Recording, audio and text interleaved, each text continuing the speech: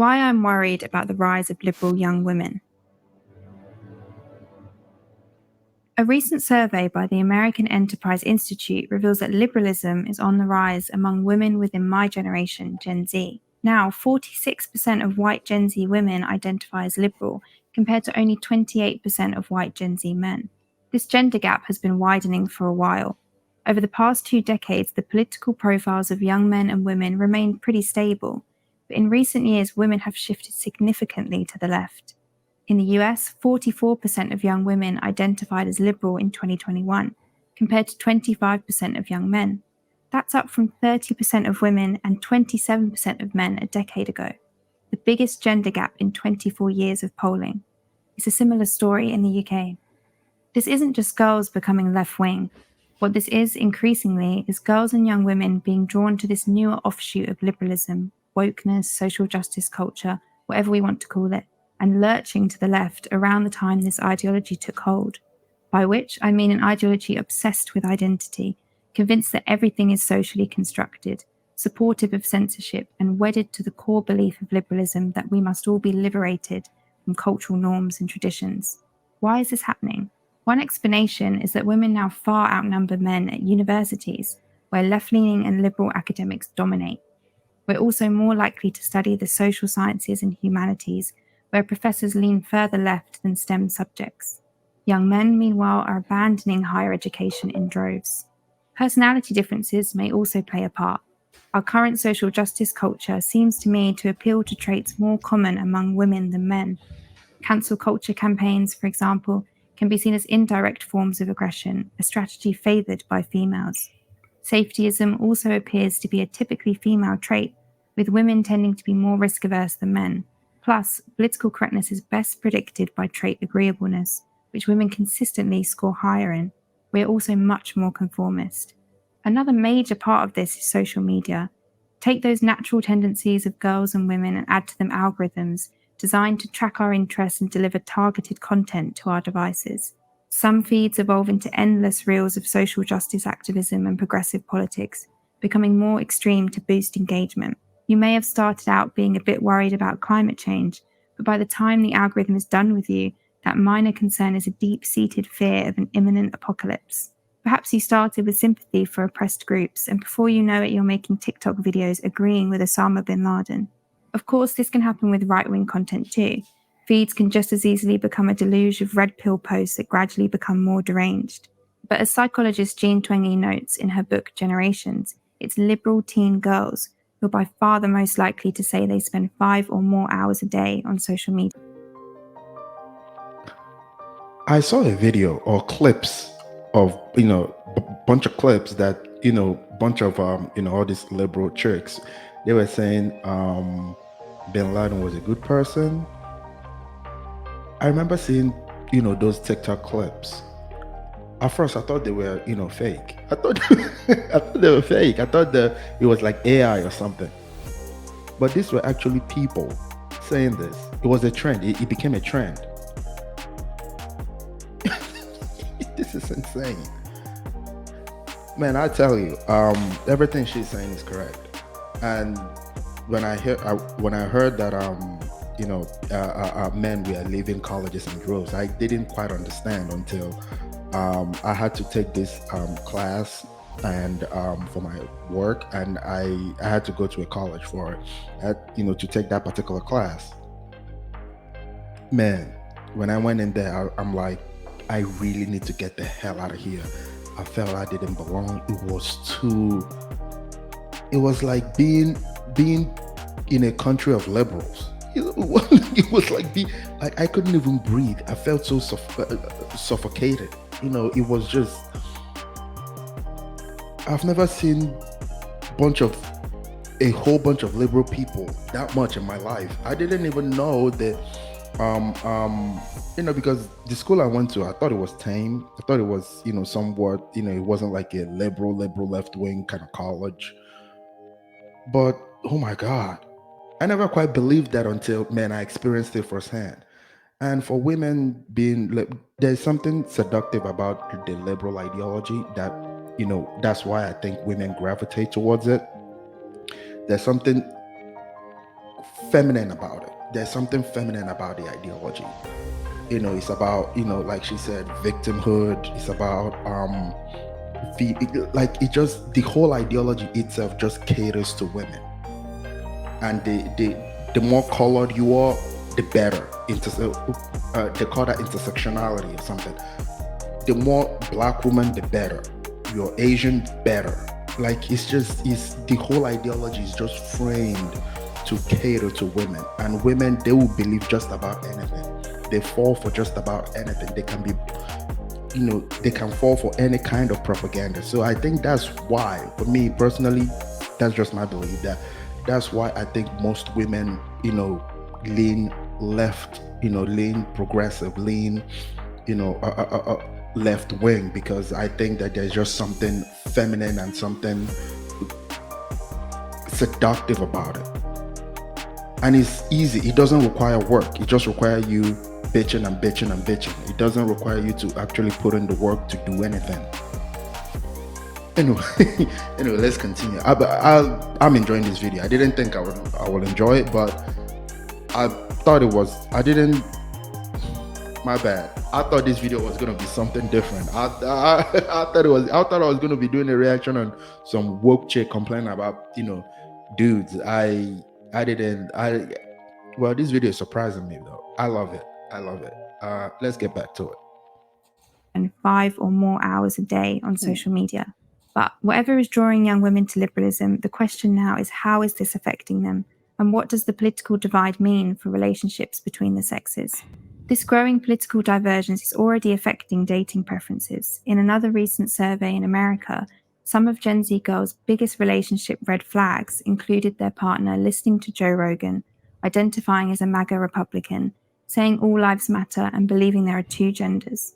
Meanwhile, Gen Z men's top dating deal breakers included their partner identifying as a communist and saying Black Lives Matter. What's more, people are increasingly unwilling to date across the political divide. 86% of Americans believe that it has become more difficult to date someone who supports the opposing party, and most would refuse to date someone with different views. This is especially true for...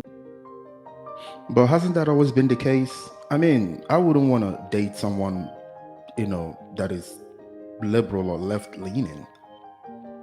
Like, could you imagine us raising our kids?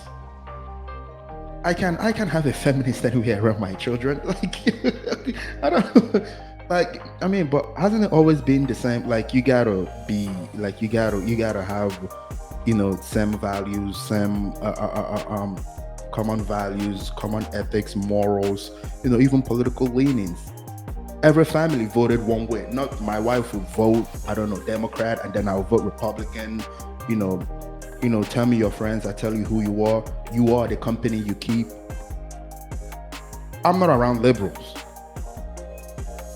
So how because we don't have anything in common. Like, would I talk to a liberal, have a conversation? Sure.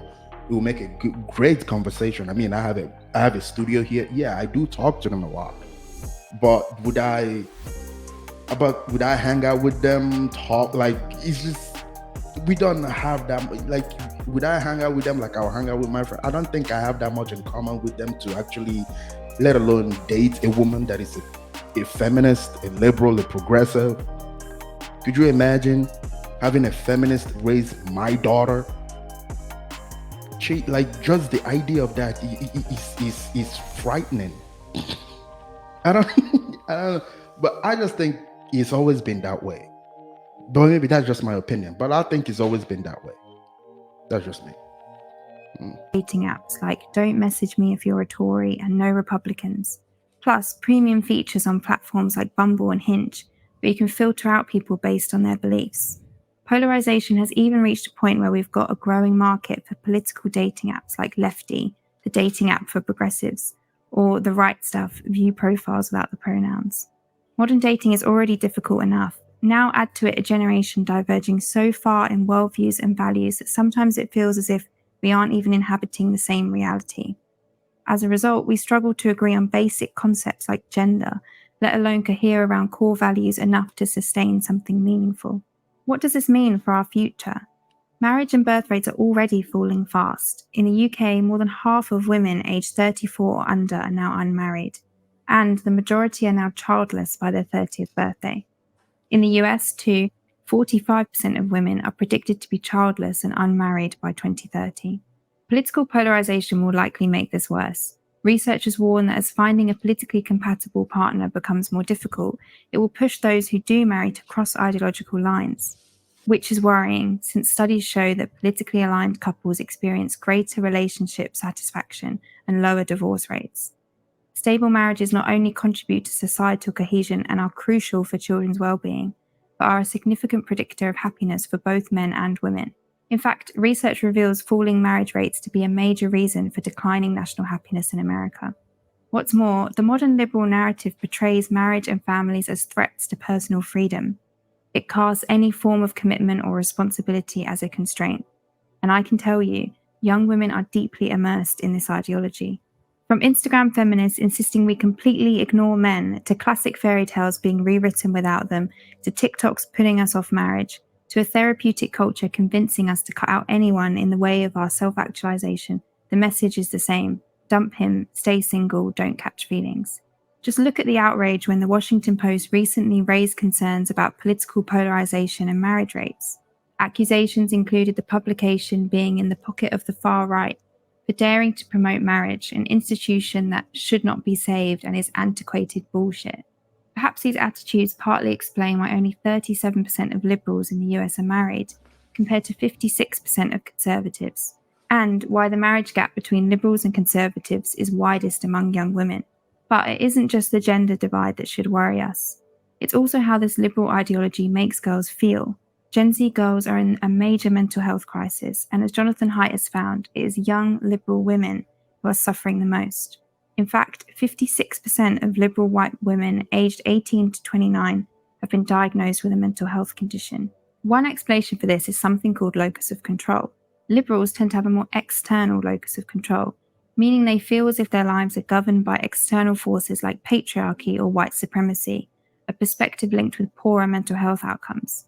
Conservatives, however, tend to think they have more control over their destinies. As Gen Z women have become more progressive and politically active, Haidt observes that they have shifted psychologically. Not only have they adopted a more external locus of control, as have all of Gen Z, but embrace an ideology that encourages cognitive distortions like catastrophizing and emotional reasoning. This has then caused them to become more anxious and depressed, which makes sense to me. Feminism today spins self-pity as empowerment. Progressives talk more about powerlessness than personal responsibility.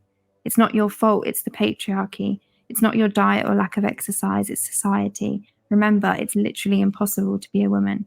Ironically, I find few things more disempowering than the modern feminist insistence that I am a badass and a girl boss, while also treating me like a fragile child, reminding me to ruminate about microaggressions and stupid jokes and how much men hate me. No wonder girls feel out of control. No wonder they feel more negatively about their future than boys, or that over half in the US feel persistently hopeless. What do we do about this? Well, the right could continue making fun of stupid woke women online. The left could celebrate the gender divide as progress.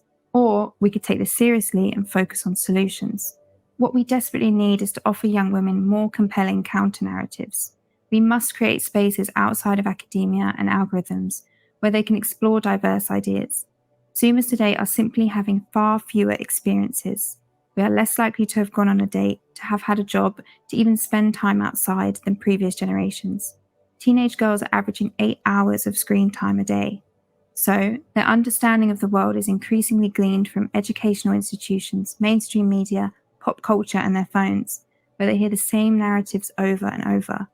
Parents must also actively oppose ideologies that instill in girls these disempowering beliefs, that valorize victimhood, that vilify men, that present meaningful commitment as a patriarchal trap, that take detached individualism and dress it up as liberation.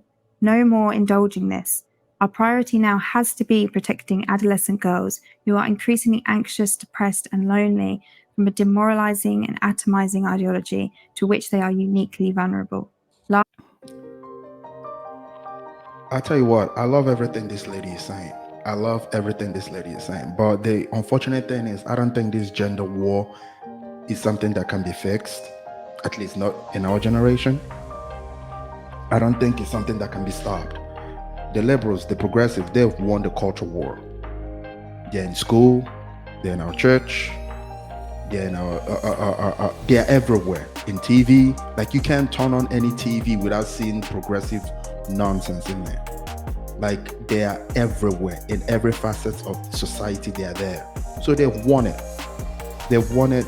Men are gonna keep, going their own way, being more conservative, and women, they're gonna become more liberal because and she said something else which I've noticed, which is the amount of time girls spend on their phone, social media, Instagram.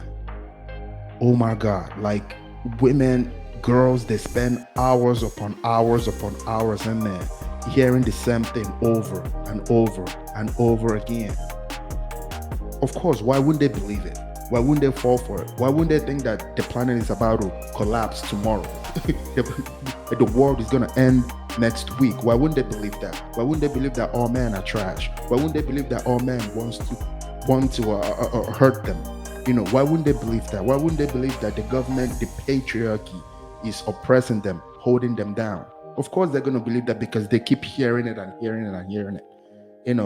This gender divide, it was inevitable because as soon as the left dominated almost everything, it was just a matter of time before men, because men can be easily influenced by stuff.